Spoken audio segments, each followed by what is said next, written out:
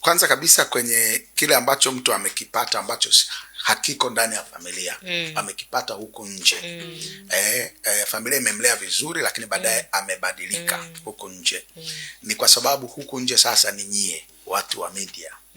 Huko nje sasa media ina mchango mkubwa sana wa kuharibu jamii au kutengeneza jamii kulingana na kile ambacho jamii inalishwa.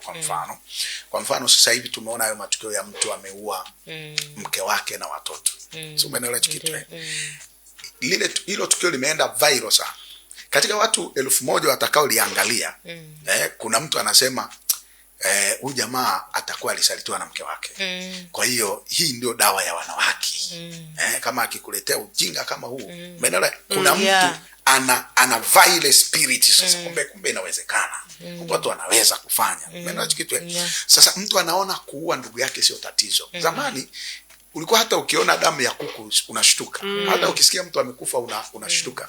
Lakini sasa hivi hii social media leo kuanzia asubuhi mpaka jioni unasikia huyu ameua mke, huyu ameua watoto 8, huyu ameua ndugu yake, huyu amechoma kisu mume wake, yani mpaka jioni unakuta kijana ameshakutana na kesi za kuua kadhaa kiasi ambacho lile neno kuua halipi tena shida, halipi tena tatizo. Kwamba mbona fulani amefanya hivi, mbona fulani alimpiga huyu, mbona fulani alipiga, mbona fulani alifanya, kwani alifanya nini? Kama nikufa silikufa, kama nikufa sitakufa. Kwa hiyo jamii inatengenezwa. Yani kuna watu tunawatengeneza wanaogopa, wanasema sisifanye kama hicho. Lakini kuna watu wanatengenezwa ile roho inawavaa. Wanaona ni kitu cha kawaida.